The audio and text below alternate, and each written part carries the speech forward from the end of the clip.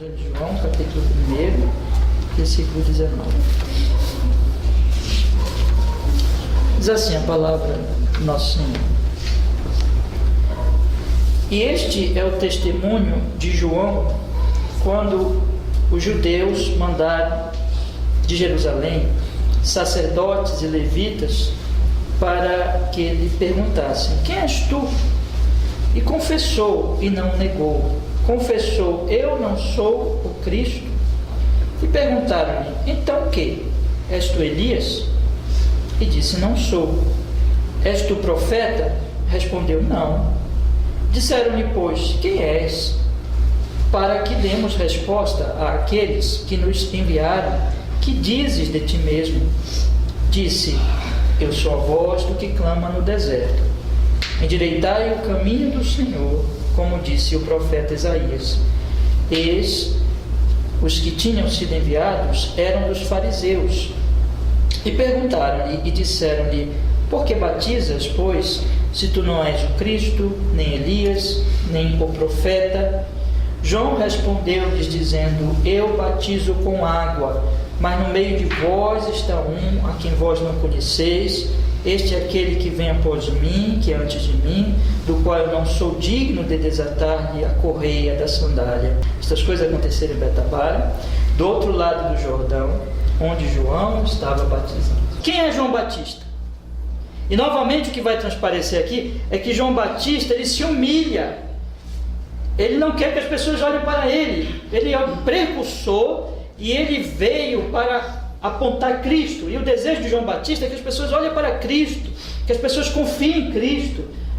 Ele veio apenas anunciar Cristo. Então, do versículo 19 ao versículo 28, é um momento histórico que o Evangelho de João nos apresenta, quando o sistema religioso de Jerusalém envia até o local onde João Batista estava batizando, que nós vemos no versículo 28 que ele estava batizando nessa localidade chamada Betabara, do outro lado do Jordão. Algumas Bíblias vão traduzir como Betânia, e ele estava ali batizando, onde João estava batizando, e as pessoas ali do Sinédrio, que era aquele, vamos dizer assim, era a corte suprema dos judeus. Então havia o Império Romano, e os judeus estavam debaixo do Império Romano, mas o Sinédrio, que era formado pelos religiosos, pelos sacerdotes, no sacerdote, e pelos religiosos, pelo grupo chamado Saduceus, e outro grupo chamado Fariseus, que era a minoria, mas fazia parte do Sinédrio. Eles eram a corte suprema, eles eram aqueles, vamos dizer assim, que as autoridades religiosas do povo judeu.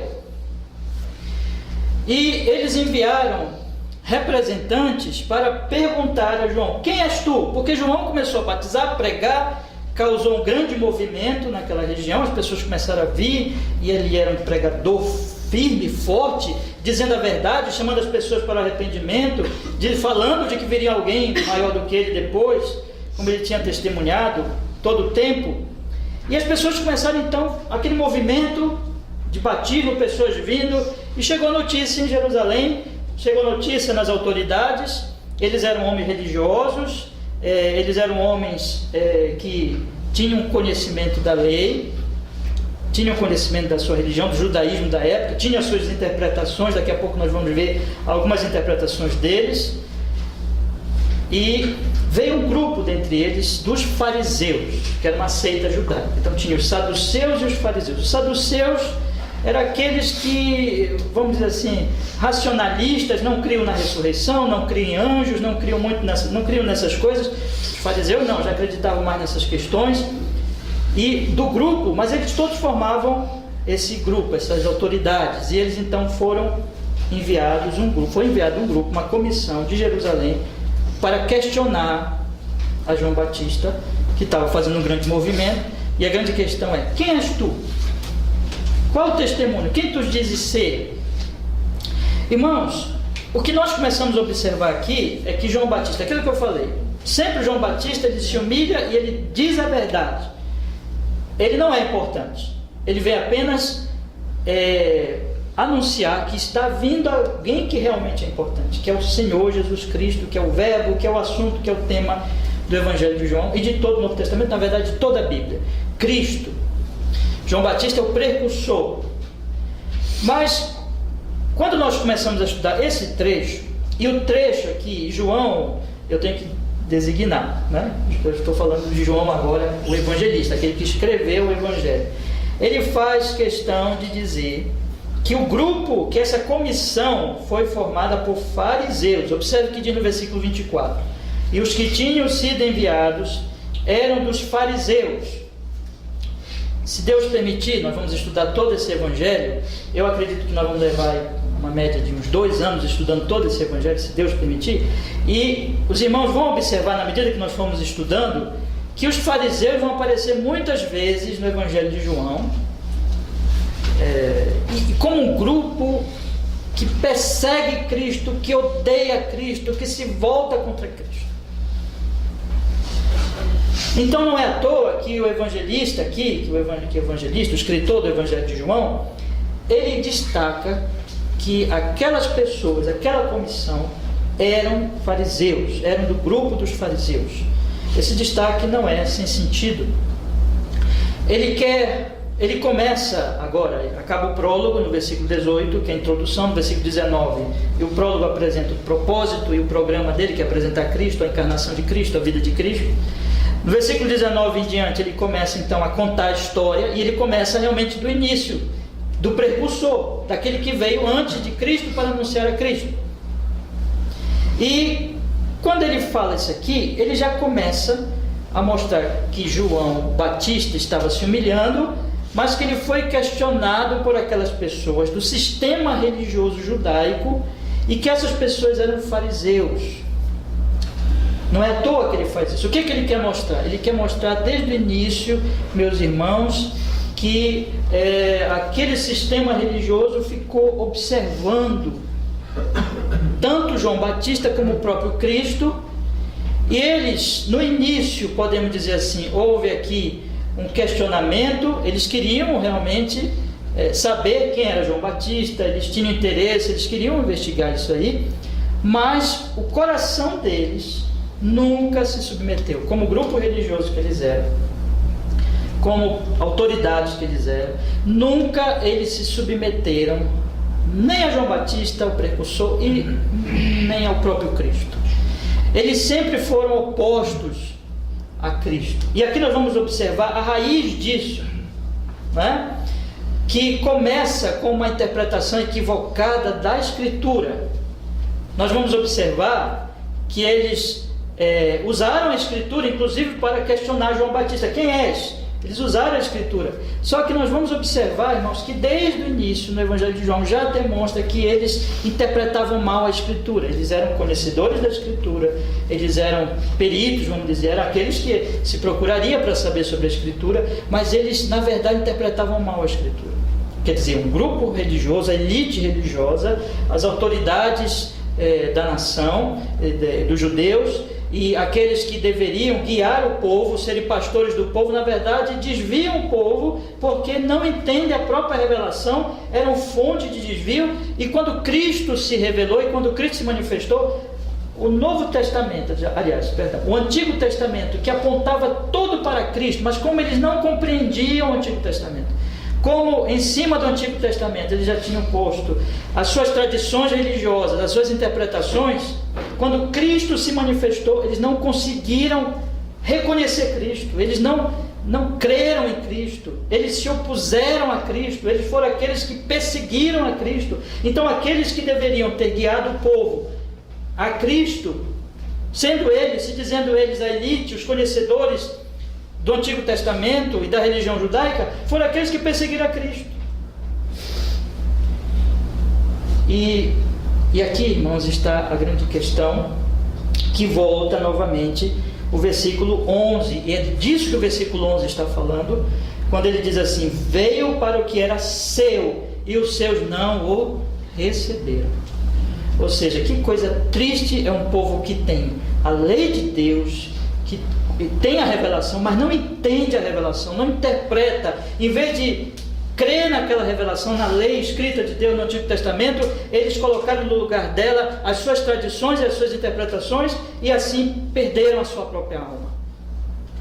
Porque eles não creram no Cristo, que todo o Antigo Testamento apontava para Cristo, para a vinda de Cristo, para aquele que viria trazer a graça. Como nós lemos no versículo 18, aliás, no versículo 17, que diz assim: porque a lei foi dada por Moisés, a graça e a verdade vieram por Jesus Cristo. Não é que o evangelista esteja dizendo aqui que a lei de Moisés não tenha valor. O que ele quer dizer, na verdade, é que aquela lei, ela era provisória, aquela lei cerimonial era provisória, e ela apontava para o Cristo que viria. Cristo viria e Cristo traria exatamente a graça e a verdade.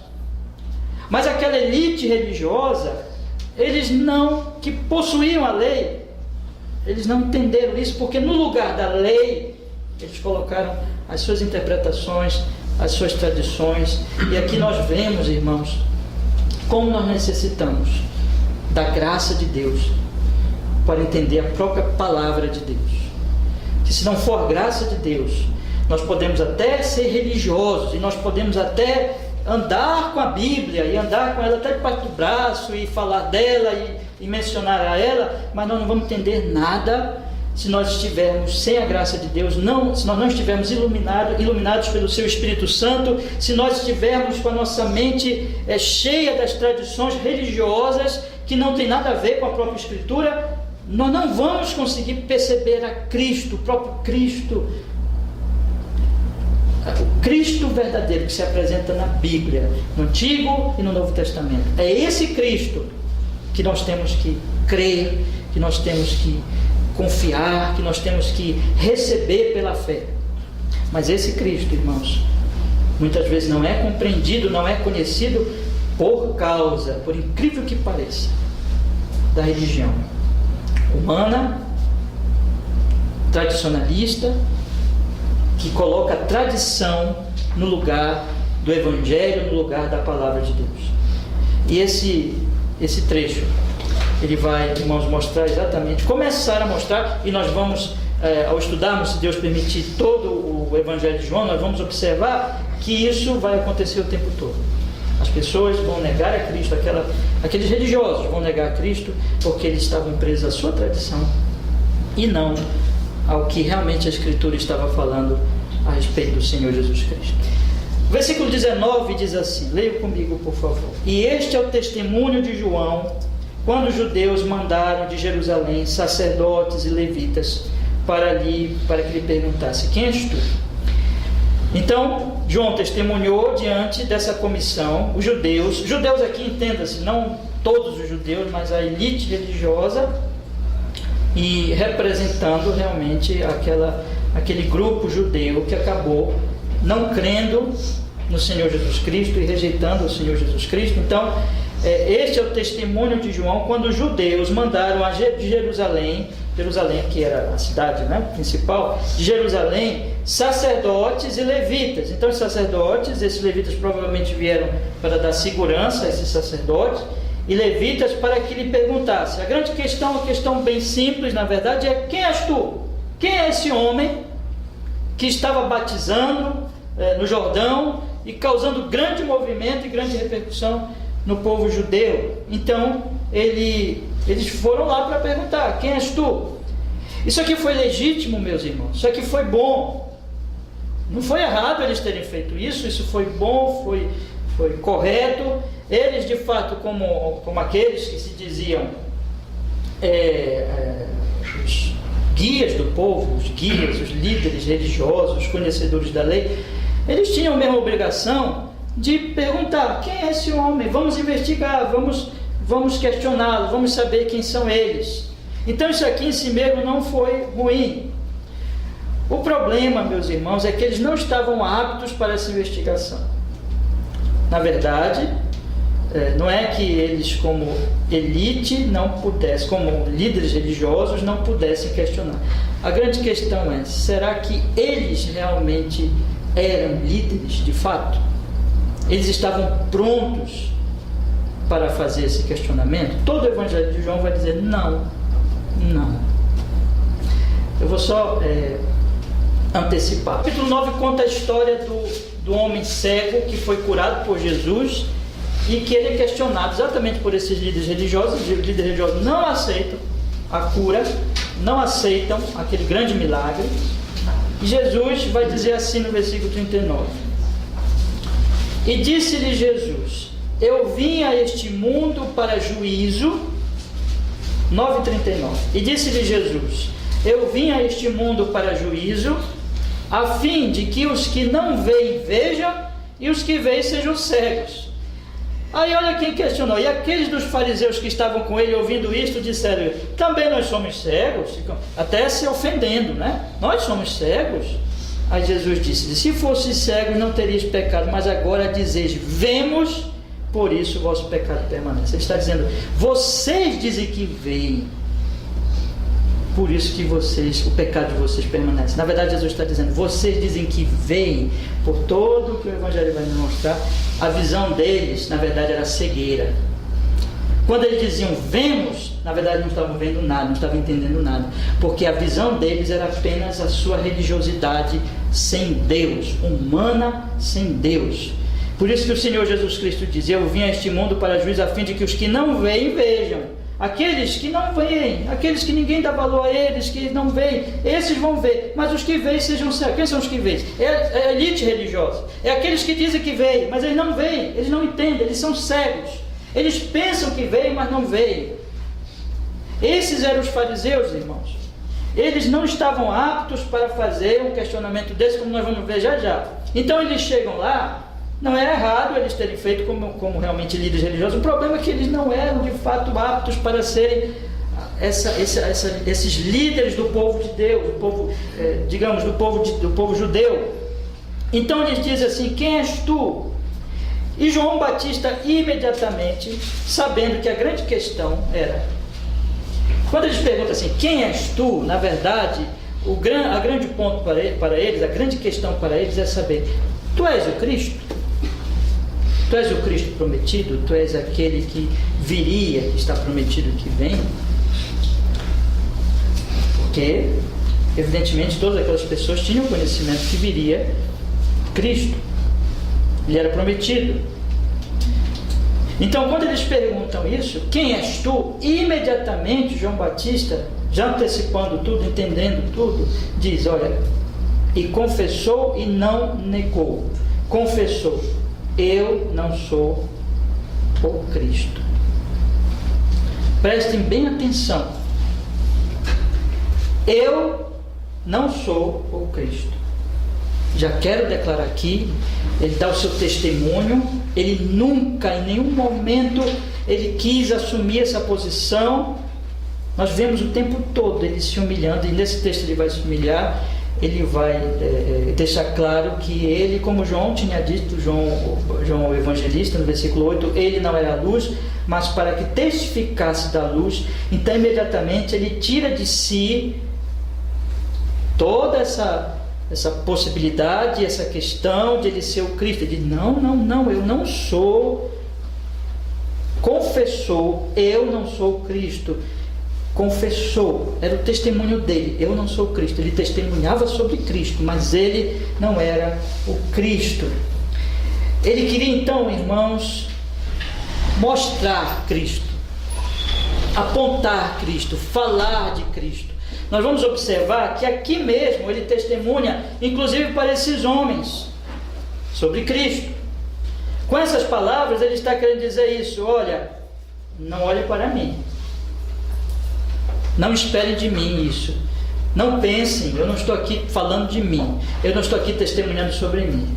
Eu sou uma testemunha de Cristo. Cristo é outro, mas eu não. Então, como que dizendo: não olhe para mim com essa esperança ou com esta crença, porque isso não é verdade. Vocês precisam conhecer o verdadeiro Cristo. Inclusive ele vai dizer daqui a pouco que eles não conheciam. Versículo 26, João respondeu-lhe dizendo: eu batizo com água, mas no meio de vós está um a quem vós não conheceis. Vocês não conhecem. Mas ele estava o tempo todo aqui querendo fazer Cristo conhecido. Então a primeira coisa para que Cristo fosse conhecido é que ele dissesse: não sou eu. Ele não quer colocar nenhum atrapalho a respeito da pessoa de Cristo, porque se ele não faria isso, ele é um verdadeiro profeta. Falso profeta que faz isso, né? Mas ele é um verdadeiro profeta, ele não assume uma posição que não é dele, que ele não é, e muito menos uma posição que pertence apenas a Deus e a Cristo, e a glória de Deus e a glória de Cristo. Então ele diz, não sou eu, porque o interesse dele contínuo é mostrar quem é Cristo. E a grande questão do Evangelho é quem é Cristo. E a grande questão para você é quem é Cristo. Eu queria fazer uma pergunta agora, que cada um responda diante de Deus e diante da sua consciência e diante de Deus. Você sabe quem é Cristo? Meu querido irmão, a coisa mais importante, a pergunta que pode ser feita a você e a resposta que você dará, tanto a pergunta mais importante como a resposta mais importante que você pode dar, é essa questão. Essa é a questão mais importante e essa é a resposta mais importante que você tem que dar. Você conhece Cristo? Você sabe quem é Cristo? Você já creu em Cristo? Você lembra que o Evangelho vai dizer no capítulo 20: eu escrevi, eu selecionei, como que dizendo assim, né? Esses sinais para que vocês creiam em Cristo. E crendo tenham o quê? Vida. A sua eternidade, depois que os seus olhos fecharem neste mundo, a sua vida aqui e a sua eternidade, depois que os seus olhos fecharem neste mundo, dependerá de você responder de forma apropriada a essa questão e de crer de forma apropriada. Quem é Jesus? Quem é Cristo? Cristo não é João Batista. Cristo não é qualquer um. Cristo é o Filho de Deus, é o Verbo, é a vida, é a luz do mundo. É esse Deus que se encarnou, que veio até nós e que nos trouxe a graça, a salvação, e que a salvação está só nele. A grande questão, e o que a verdadeira, genuína igreja e os verdadeiros ministros do Evangelho pregam, não é um homem, não é uma religião em si, não é nem mesmo uma igreja, mas é Cristo. Porque Cristo é o que importa. Quando João Batista diz, eu não sou Cristo, ele está colocando a questão importantíssima de que ele jamais gostaria de ser visto como Cristo, porque ele sabe que isso seria uma afronta a Deus e ao próprio Cristo, como ele sabe também que isso faria mal, terrível mal às pessoas, porque iria levá-las a crer no falso Cristo, porque ele não é o Cristo. Então ele diz imediatamente, eu não sou Cristo. Ele diz aqui o texto, confessou e não negou, confessou, eu não sou o Cristo. Não, nunca pense isso. Cristo é outro. Cristo é outro. Mas eu não. E aí, meus irmãos, no versículo 21, diante da negativa, né, ele diz, eu não sou, os homens vão questionar, aquela comissão de religiosos vai questionar, então quem és? Veja o que ele diz no versículo 21, e perguntaram-lhe, então que? És tu Elias? E disse, não sou. És tu profeta? Respondeu, não. Agora eles, diante da negativa, né, diante do fato de ele dizer, não sou Cristo, eles vão agora apresentar algumas possibilidades. E aqui nessas possibilidades que nós começamos a ver como aqueles homens eles eram maus intérpretes. Especialmente quando eles vão falar de Elias. João Batista é chamado de Elias até por Cristo. No certo sentido, João Batista é Elias. Mas não é Elias no sentido em que os fariseus entendiam que ele poderia ser Elias. E por isso ele diz, não sou esse Elias aí. Eu não sou essa interpretação aí que vocês estão dando da profecia. Havia uma profecia de que viria o Elias. Vamos dar uma olhadinha na profecia? Está lá em Malaquias, capítulo 4, versículo 5. Lá no Antigo Testamento. Leia comigo, por favor.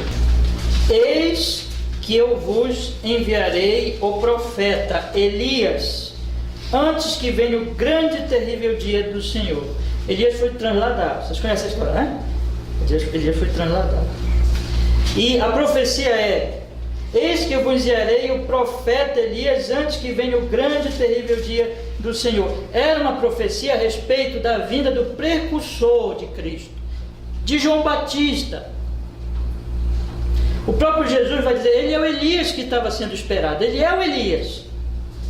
Por que João Batista diz para os fariseus: não, eu não sou Elias? Porque João Batista sabia o que os fariseus pensavam sobre esta profecia. Havia esta profecia, e quando os fariseus chegaram e perguntaram para João Batista: tu és Elias? Ele sabia o que os fariseus entendiam dessa profecia, e por isso ele disse: não sou. Não é que ele não fosse realmente o cumprimento da profecia, sim, ele era, mas não no sentido de que eles estavam dizendo. Como é que eles interpretavam isso? Eles entendiam que Elias realmente voltaria, literalmente, o próprio Elias voltaria. E não era esse sentido. Elias não volta mais. Elias está com o Senhor.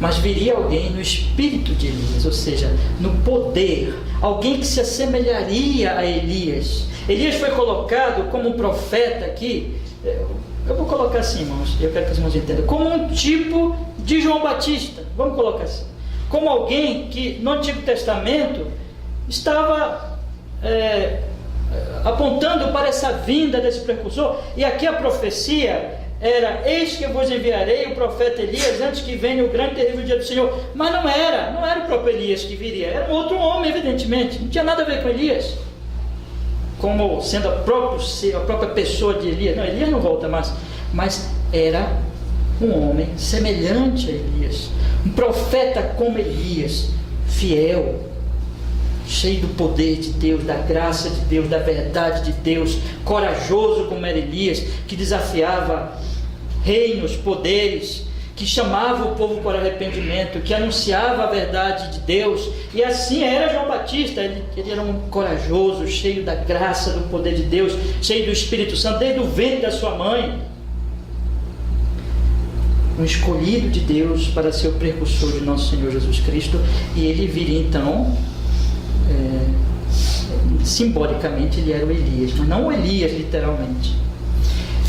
Os fariseus, eles interpretavam então de uma forma literal essa profecia, ou seja, que de fato seria o próprio Elias. Aqui nós observamos então, meus irmãos, que esses homens conheciam a profecia, esses homens, eles sabiam da existência dela, e eles vão citar aqui outras profecias. Vou continuar lendo, voltando para João, capítulo 1, versículo 21, diz assim: e perguntaram-lhe: então que? És tu Elias? E ele disse: não sou. És tu profeta? Respondeu: não. Que profeta é esse? Eu não vou ler agora, mas essa profecia está lá em Deuteronômio, capítulo 18, versículo 15, depois os irmãos podem ler, quando Moisés também fala de um profeta que seria como ele, e esse profeta evidentemente se refere a Cristo. Cristo era esse profeta, então por isso que João diz: não sou. Mas o meu ponto aqui, irmãos, é sobre Elias. Havia profecia, eles conheciam a profecia, mas eles não entendiam a profecia. Eles interpretavam mal a profecia. Eu vou repetir isso aqui porque isso é sumamente importante. Havia a profecia de Malaquias, eles conheciam a profecia, mas eles não entendiam. Eles interpretavam mal a profecia. E João os corrige. João quer corrigi-los. João quer dizer com isso: não é assim como vocês estão pensando. Não é dessa maneira, não é dessa forma. É possível, meus irmãos, termos a Escritura, possuirmos a Escritura, lermos a Escritura, conhecermos a Escritura, decorarmos a Escritura, citarmos a Escritura e ainda assim não entender a Escritura. Isso acontece quando as tradições humanas encobrem o sentido real da Escritura, porque era esse o caso dos fariseus. Eles acreditavam numa tradição além da Escritura, uma tradição que explicaria a Escritura, E é isso que mata, que destrói a verdadeira fé do Evangelho. É quando os homens, em vez de eles se apegarem ao texto realmente, aquilo que a palavra diz na sua simplicidade, na verdade não há, como eu posso dizer, não há dificuldade em entender o texto. A maioria dos textos da Escritura, na verdade, não são difíceis de entender. São diretos. Há textos difíceis realmente, não é? Mas a maioria deles não é a dificuldade do texto. O problema somos nós.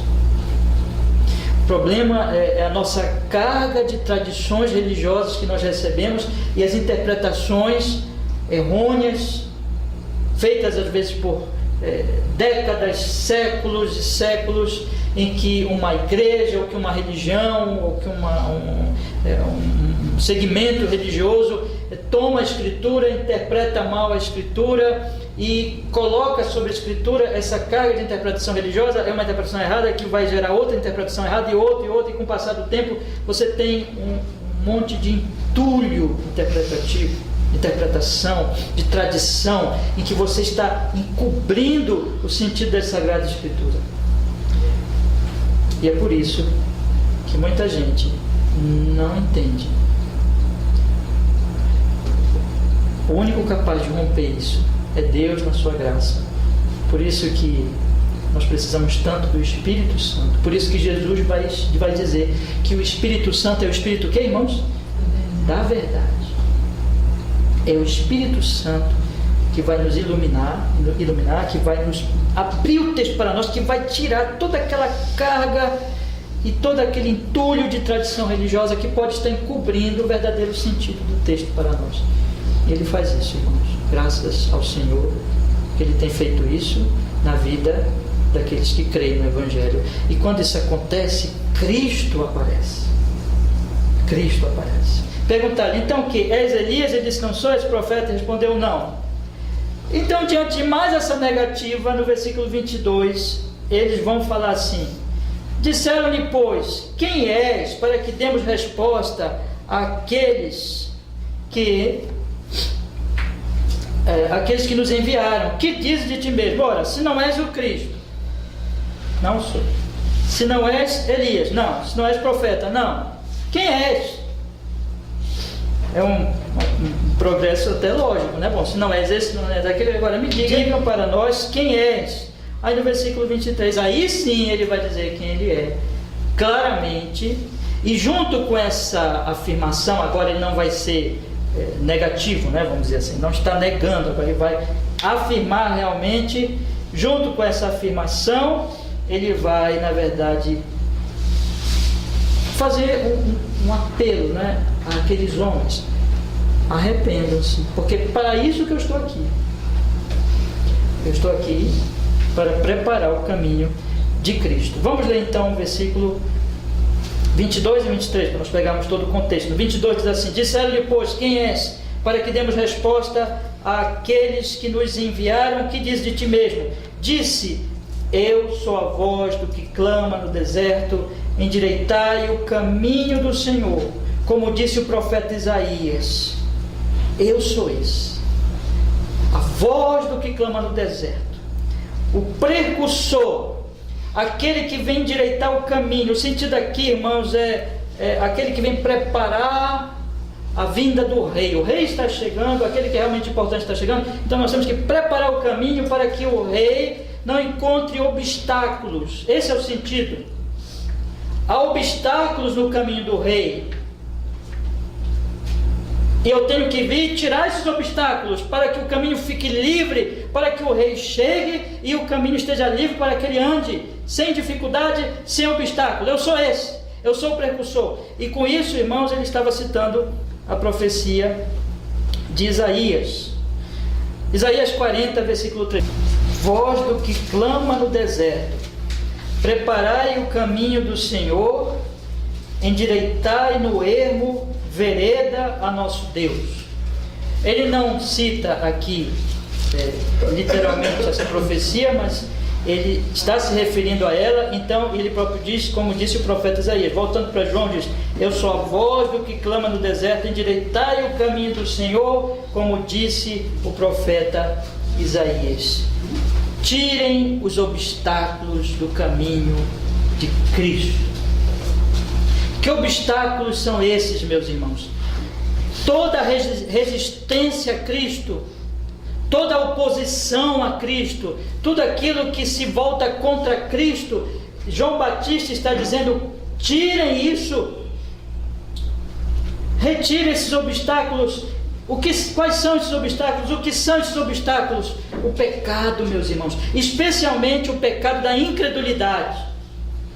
Especialmente o pecado que, exatamente por causa da falta de confiança no testemunho da palavra, de falta de confiança no testemunho da Escritura, como eles interpretavam mal sobre Elias, e eles interpretavam mal a respeito de tudo na Escritura, e por causa disso, eles e o povo em geral, na sua incredulidade, nos seus pecados, resistiam a Cristo. O pecado, o que é o pecado? Um dos conceitos de pecado que nós podemos dar é esse: resistir a Deus, fazer oposição a Deus. Isso é uma loucura, né? Como é que eu posso fazer oposição ao Deus Todo-Poderoso? Como é que eu posso fazer oposição àquele que me dá todas as coisas e que me dá tudo que eu tenho e que me concede todas as minhas forças?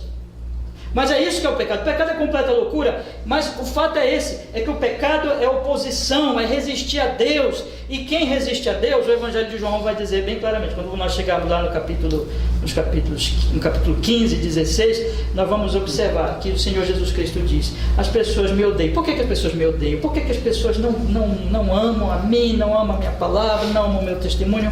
Por um motivo: elas odeiam a Deus.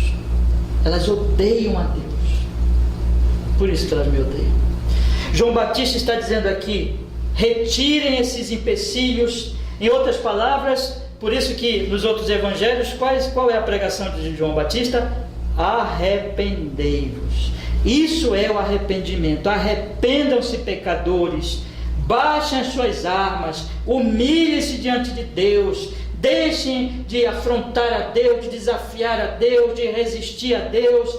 Não resistam ao Cristo que Ele enviou. Quando você pensa, meus irmãos, só para dar mais um exemplo bíblico, no Salmo 2, que o Salmo 2 diz o quê? Vejam o que os homens fazem. Eles fazem conclave, eles fazem conferência, eles se unem para se opor a Deus e ao seu ungido. O Salmo 2 é uma profecia a respeito de Cristo, e é uma afirmação clara da Escritura que os homens, por natureza, eles fazem resistência a Deus e ao seu ungido, ao Cristo que Ele enviou. E o que João Batista veio pregar, e a pregação de todo o tempo, meus irmãos, é essa: não resistam a Cristo, mas arrependam-se e creiam no Cristo que Ele enviou.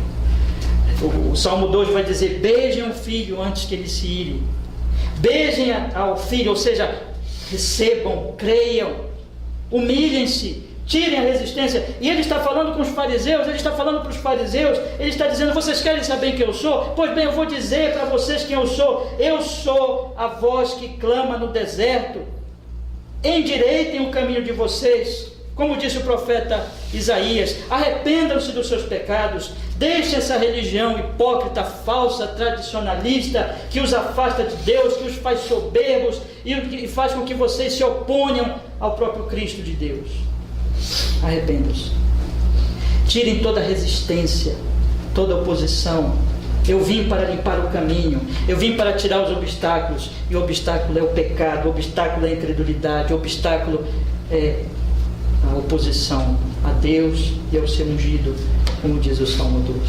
E a grande questão é: nós que estamos hoje à noite aqui, irmãos, já baixamos as armas, já nos arrependemos de fato de nossos pecados, o nosso coração já foi limpo da resistência para que o Rei entre, ou nós ainda estamos fazendo oposição a Cristo, oposição a Deus, na nossa incredulidade e mesmo na nossa religiosidade, como era o caso dos fariseus? Mas aí, meus irmãos, esse precursor, ele fala finalmente no versículo 25 ao versículo 28, ele se humilha. Vamos ler, por favor. Ele diz assim: e aí eles continuaram perguntando, e disseram-lhe: por que batizas? Pois se tu não és o Cristo, nem Elias, nem o profeta, por que tu batizas? Ora, aqui então fica evidente que era a crença deles, que a vinda do Messias estava relacionada ao batismo, à purificação do batismo. Essa era uma crença deles. Então eles dizem: bom, por que estás batizando? Se não és o Cristo, se não és Elias, se não és o profeta, por que estás batizando? Qual o sentido do teu batismo? Qual o significado do teu batismo? E aqui mais uma vez, irmãos, João responde, e de maneira muito importante para nós, esclarecedora, quando ele diz assim: João respondeu-lhes dizendo: eu batizo com água, mas no meio de vós está um que vós não conheceis. Eu batizo com água. No outro evangelho diz que há aquele que batiza com o Espírito Santo. Vamos dar uma olhadinha aqui em Mateus capítulo 3. Olha o que João diz, e Mateus ele dá acréscimo aqui que nos ajuda a entender o evangelho de João. João Batista diz em Mateus capítulo 3, versículo 11. Ele diz assim, vamos ler, Mateus 3, 11. E eu em verdade vos batizo com água para arrependimento, mas aquele que vem após mim é mais poderoso do que eu, cujas sandálias não sou digno de levar. Ele vos batizará com o Espírito Santo e com fogo. Aqui está, ele vos batizará com o Espírito Santo. Esse é o que é importante. O meu batismo também é o batismo do precursor, também é o batismo que está preparando o caminho. É o batismo simbólico, é o batismo que aponta para aquele que vai dar a água verdadeira. A água é o Espírito Santo. Aqui é apenas um símbolo. No versículo 27, voltando para o Evangelho de João, versículo 26, perdão, ele diz assim, João capítulo 1, verso 26, diz assim: João respondeu-lhes dizendo: eu batizo com água, mas no meio de vós está um a quem vós não conheceis. Ele, juntando lá com Mateus, ele vai batizar, ele vai trazer o batismo que realmente é importante. Esse aqui é apenas simbólico, apenas água, é símbolo, mas o que vale realmente é, ele vai trazer, ele vai dar o Espírito Santo. Jesus é o batizador com o Espírito Santo. Jesus é aquele que, através dele, nele, nós temos o Espírito, esse Espírito da verdade, esse Espírito regenerador, esse Espírito iluminador, esse Espírito que nos tira nossas trevas, que nos guia a Ele, que nos guia na verdade. Esse Espírito Jesus veio trazer. E João Batista está dizendo: esse batismo aqui é apenas um símbolo, mas tem um. Esse batismo aqui é muito pequeno, é simbólico, mas tem um que vai trazer um poderoso batismo. É o batismo do Espírito. É aquele que vai transformar a vida do seu povo, colocando neles o seu Espírito. É aquela profecia do Antigo Testamento que diz que ele vai mudar o nosso coração, que ele vai tirar o coração de pedra, rebelde, e colocar um coração de carne, quebrantado. Ele vai nos dar o seu Espírito, ele vai colocar o seu Espírito em nós, ele vai colocar em nós a sua palavra, os seus mandamentos, ele vai nos transformar daqui, no nosso coração, e é isso que Jesus faz. João Batista não podia fazer isso. João Batista é só um simples homem mortal, um precursor apenas, e o batismo dele era simbólico. Então ele responde: esse batismo é simbólico, mas tem alguém que vocês não conhecem. E que triste é isso, irmãos. Há alguém no meio de vós, um a quem vós não conheceis. Vocês não sabem quem ele é. Vocês são líderes religiosos, vocês são arrogantes, vocês acham que entendem, vocês acham que veem, mas vocês são o quê? Cegos. Vocês não enxergam. Você não consegue perceber. Ele está no meio de vocês e vocês não conseguem discernir. Ele está aí já. Aqui, meus irmãos, cronologicamente, se puder fazer a cronologia bíblica, né? Já tinha passado a apresentação de Cristo a João Batista. Cristo já tinha sido batizado por João Batista. Vocês sabem, conhecem a história dos outros evangelhos. Cristo tinha sido enviado pelo Espírito Santo ao deserto para ser tentado pelo diabo. E Cristo estava para retornar dessa tentação. Então, cronologicamente, esse era o período aqui. E João está dizendo: ele já está aí no meio de vocês, mas vocês não reconhecem. Vocês não sabem quem Ele é, porque vocês estão cegos, mas é Ele que dá o Espírito Santo e eu não sou nada perto dele. Irmãos, Ele se humilha de uma maneira maravilhosa. Ele diz no versículo 27, confirmado lá por Mateus também, vocês viram que é semelhante. Ele diz assim: este é aquele que vem após mim, mas que é antes de mim, do qual não sou digno de desatar-lhe a correia da sandália. O Evangelho de João já tinha dito isso. O João Batista diz aqui no versículo 15, não é? Olha o que ele diz: João testificou dele e clamou dizendo: este era aquele de quem eu dizia, o que vem após mim é antes de mim, porque foi primeiro do que eu. Ele é Deus, ele já estava no princípio com Deus, ele é eterno, ele é antes de João Batista, João Batista é só um precursor. Então João Batista se humilha de novo aqui no versículo 27, ele diz: este é aquele que vem após mim, que é antes de mim, do qual eu não sou digno de desatar-lhe a correia da sandália. Uma coisa humilhante que só um servo fazia, inclusive para lavar os pés, né, do seu senhor. Tirava as sandálias, lavava os pés. João Batista diz: ele é tão glorioso, ele é tão glorioso, ele é Deus, ele é tão superior, ele é infinito, ele é Deus, ele é tão superior a mim, ao ponto de eu não ser digno de fazer uma tarefa de servo tão humilhante, que é tirar a sandália dele, que é lavar os seus pés. Eu não sou digno disso, porque ele é Deus encarnado, e é ele quem batiza com o Espírito Santo. Ele é o Verbo, ele é a verdade, ele é a luz do mundo, ele é o Cristo de Deus, ele que pode salvar você, ele que pode mudar a sua vida, ele pode te dar nova vida e vida eterna. Só ele pode fazer isso. João diz: eu não sou digno, então sou digno de tirar as sandálias dele para lavar os seus pés. É uma tarefa exaltada demais para mim, porque aquele homem não é apenas homem, é o Deus homem, é o Verbo de Deus, é aquele que João diz no primeiro versículo: no princípio era o Verbo, e o Verbo estava com Deus, e o Verbo era Deus. Hoje à noite, seguindo o testemunho de João Batista, eu quero lhes dizer: nós só temos um assunto: Cristo. Olhe para Cristo, creia em Cristo. Ele esteve entre nós. Isso que nós estamos lendo não é uma fábula. Nós cristãos cremos no testemunho dos apóstolos. Inclusive, para dizer que não é uma fábula, o livro de João fala dos locais e fala do tempo. Observe, irmãos, que no versículo 28 ele faz questão de destacar o local. Ele diz assim: estas coisas aconteceram em Betabara, do outro lado do Jordão, onde João estava batizando. Ele diz: olha, não é uma fábula, eu não estou inventando isso, aconteceu essa coisa, isso que eu estou contando para vocês não é uma coisa que eu inventei, não é uma fábula religiosa, é um fato. Isso aconteceu. E tudo que ele conta no Evangelho de João são fatos.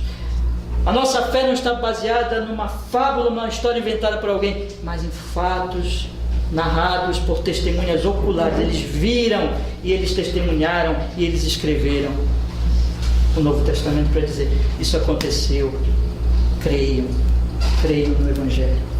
E também ele segue e ele mostra que isso aconteceu no tempo e no espaço. Olha o que ele diz no versículo 29, só dar alguns exemplos para os irmãos aqui. Versículo 29, no dia seguinte. Versículo 35, no dia seguinte. Versículo 43, no dia seguinte. E lá no capítulo 2, no versículo 1, e ao terceiro dia. Essas coisas aconteceram no tempo e no espaço. O Verbo se fez carne e habitou entre nós, e vimos a sua glória, glória do unigênito de Deus. Creia em Jesus. Vamos orar, meus irmãos. Vamos pedir que o Senhor nos abençoe com esta palavra cada vez mais no nosso coração. Palavra de Deus. Senhor, nós queremos agradecer por sua misericórdia, por sua graça, Senhor, por podermos estudar esse texto tão precioso que é o Evangelho de João. Nós oramos para que o Espírito Santo nos conduza, meu Deus, para que a tradição religiosa e o pensamento, a interpretação humana não nos atrapalhe, mas que o Espírito do Senhor nos conduza nesse estudo de maneira que o Cristo genuíno, o Cristo da palavra, o Cristo do Novo Testamento seja pregado, seja entendido por nós e nós possamos, Senhor, crendo nele, sermos salvos, transformados, santificados na fé do Evangelho. Faz isso, Senhor, e bendito seja o teu nome cada vez mais na nossa vida, através do seu Filho Jesus e na obra e na graça do Espírito Santo. Que assim seja, e todos digam amém.